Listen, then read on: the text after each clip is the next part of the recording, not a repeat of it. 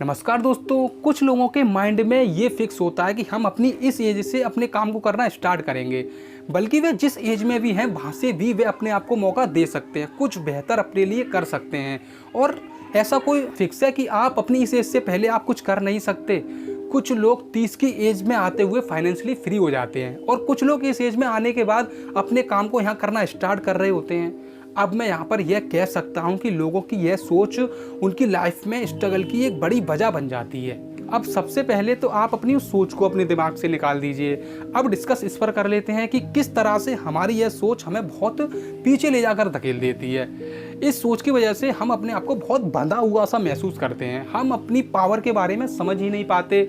अब सवाल ये उठता है कि ज़्यादातर लड़के सरकारी नौकरी के बारे में सोच रहे होते हैं और वहाँ एक एज डिसाइड कर दी जाती है कि आप इस एज से इस एज के बीच में आप इस नौकरी के लिए एलिजिबल हैं और हम उस एज से पहले हम कर क्या सकते हैं। अब आप यहाँ समझने का प्रयास कीजिए कि आप उस सरकारी नौकरी के बारे में यहाँ सोच क्यों रहे हैं। क्या जब हमारा यहाँ जन्म हुआ तब हमने सोचना शुरू कर दिया था कि हमको सरकारी नौकरी ही करनी है? जब हमने अपने कार्य के फील्ड के बारे में सोचना शुरू किया तो हमारी मुलाकात उन लोगों से हुई जो सरकारी नौकरी को महत्व देते हैं। अब हमने लोगों के उन विचारों को अपने दिमाग में ऑब्जर्व कर लिया और हम फिर इसी बारे में सोच रहे हैं, लोगों को देख रहे हैं। फिर ये सब कुछ हमारे दिमाग में ऐसे सेट हो गया, फिर हम भी इसी रास्ते पर चलना शुरू कर देते हैं। अधिकतर सरकारी नौकरी की एज 18 के बाद शुरू होती है और अगर हमारी तैयारी बिल्कुल परफेक्ट है तब हम यहाँ पहले या दूसरे प्रयास में यहाँ सफल हो जाएं। किसी भर्ती के प्रोसेस को कंप्लीट होने में ही 2-4 साल लग जाते हैं, मगर हमारे लिए यह समय बहुत मायने रखता है। समझाने का प्रयास यह नहीं है कि सरकारी नौकरी गलत है।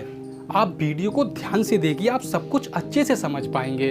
अब वो लोग जो इस एज तक पहुंचते हुए ही सरकारी नौकरी से भी अधिक अर्निंग कर रहे होते हैं। दोस्तों, हमारा टारगेट है सक्सेस उस फील्ड में जहां हम अपना प्रयास कर रहे हैं। अब इस टारगेट तक पहुंचने के कई रास्ते हैं। अब हमें जिस रास्ते के बारे में जानकारी है उस रास्ते के जरिए हम अपने इस टारगेट तक पहुंचते हैं। अब जिस रास्ते के बारे में हमको कोई जानकारी है नहीं, उस रास्ते पर चलकर हम कैसे अपने उस टारगेट तक पहुंच पाएंगे।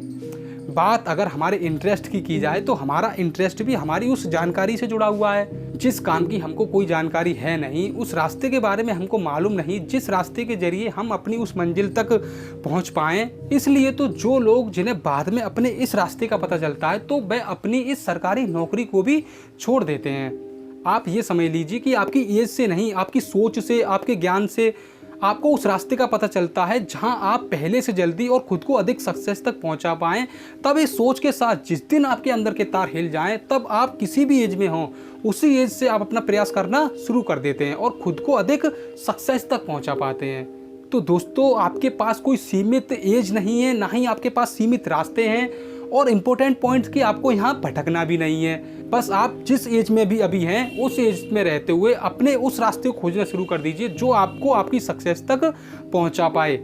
समय सबके पास सीमित है, जितना आप व्यर्थ करने से बचा पाओगे उतना आप अपनी सक्सेस के लिए यूज कर पाएंगे। एज के बारे में सोचना छोड़कर आप जहां भी हैं, जिन हालातों में हैं, जिस भी एज में हैं, आप अपने उस रास्ते को खोजना शुरू कीजिए जिसके जरिए आप अपनी सक्सेस तक पहुंच पाएं और बस फिर उस पर चलना शुरू कर दीजिए। आप अपनी मंजिल तक जरूर पहुंच जाएंगे।